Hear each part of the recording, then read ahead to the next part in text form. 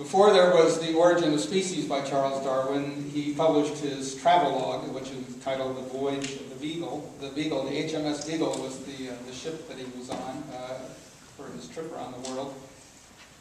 And in the closing paragraphs of The Voyage of the Beagle, he wrote, "There are several sources of enjoyment in a long voyage, which are of more reasonable in nature. The map of the world ceases to be blank. It becomes a picture full of the most varied and animated figures. Each part assumes its proper dimensions. Continents are not looked at in the light of islands, or islands considered as mere specks, which are in truth larger than many kingdoms of Europe. Africa, or North and South America, are well-sounding names and easily pronounced. But it is not until having sailed for weeks along small portions of their shores that one is thoroughly convinced what vast spaces on our immense world these names imply."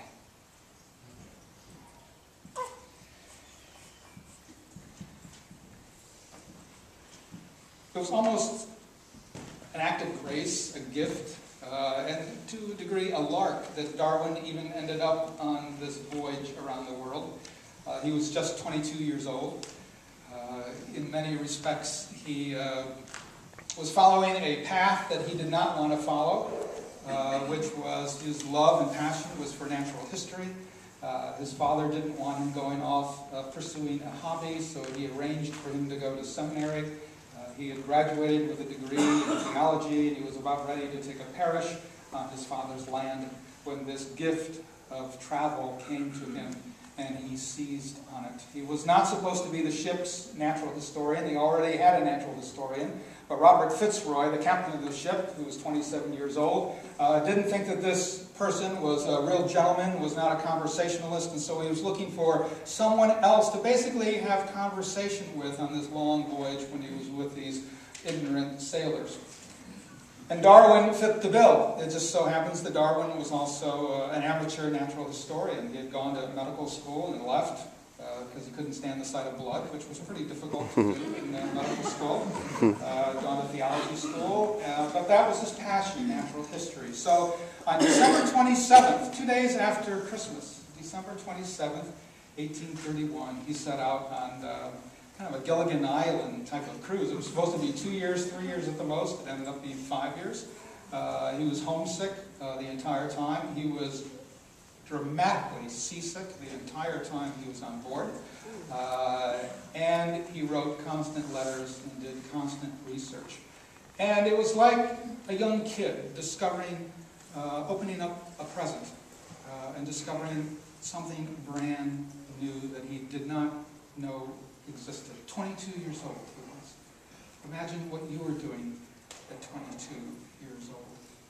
And you get just a small flavor for his astonishment, if not naivete, in the journal entry that I shared with you of his formerly seeing these specks on a map or these continents and really thinking they couldn't be anything compared to England, compared to Great Britain, and then traveling up and down the coasts for weeks and discovering a whole new world and trying to figure out how to put that into that tiny can of his brain that he had been educated with for so long. What was he going to do with all of this information? And in that you get some insight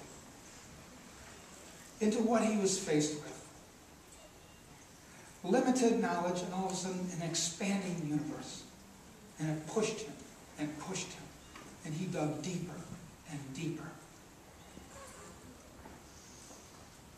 And what we ended up with eventually was the publication on November 24th, 1859 of On the Origin of Species. But they were not big publications, 1,000, 2,000 copies. But within the first several weeks, they'd gone through several editions because basically sold out in one day when it came out. And then the second edition sold out just as quickly. And so they went through many, many editions. And I would contend that while Darwin, by this time, he was 50 years old when the book was published, while he had had many, many Christmases, including that one in port, waiting for the storms to subside before he set out on his voyage around the world, you could almost make the argument, at least metaphorically, that December 25th, 1859 was Darwin's first Christmas. Because it was after that that his world just exploded. It was like living a new life. He had been given a gift with notoriety, a gift with demands, a gift with a lot of crisis, and challenge, but it was a whole different world following that month after the publication and the selling of On the Origin of Species.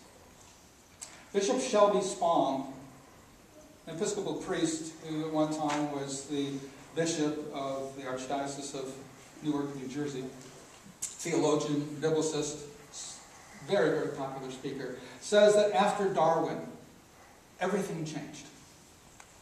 Everything changed after Darwin. Before Darwin, scientists and theologians and the common person saw human beings as being at the center of the universe. Human beings were God's favorite.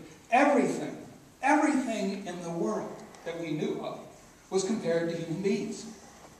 Now, a lot of that was just our own egocentrism, but a lot of it was because we believed, human beings believed, the biggest thinkers all believed, that we were at the top of everything. And how could anything be better than human beings? And if you look back at a lot of the hymns being sung by the Anglican Church and other Protestant denominations at the time, they all talk about us as being so glorified.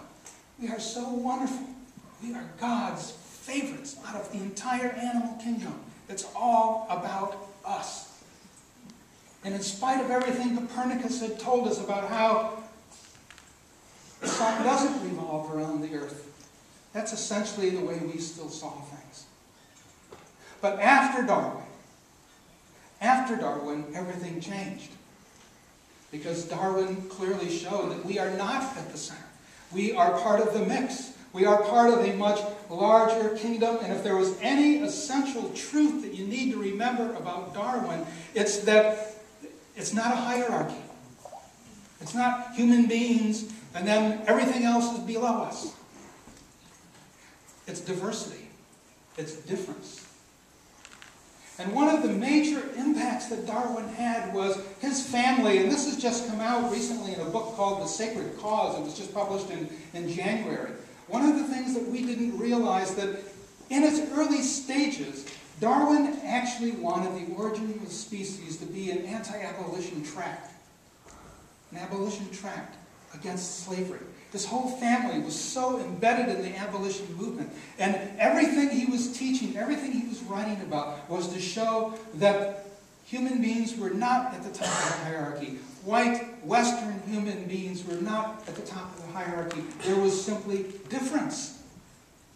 And eventually that got translated into understanding that there is really only one race. There is the human race. And so every time we talk about race being an issue, we're talking about human beings being an issue. Race was a social construct of Americans and Europeans to try to place human beings on a hierarchy. There is no justification.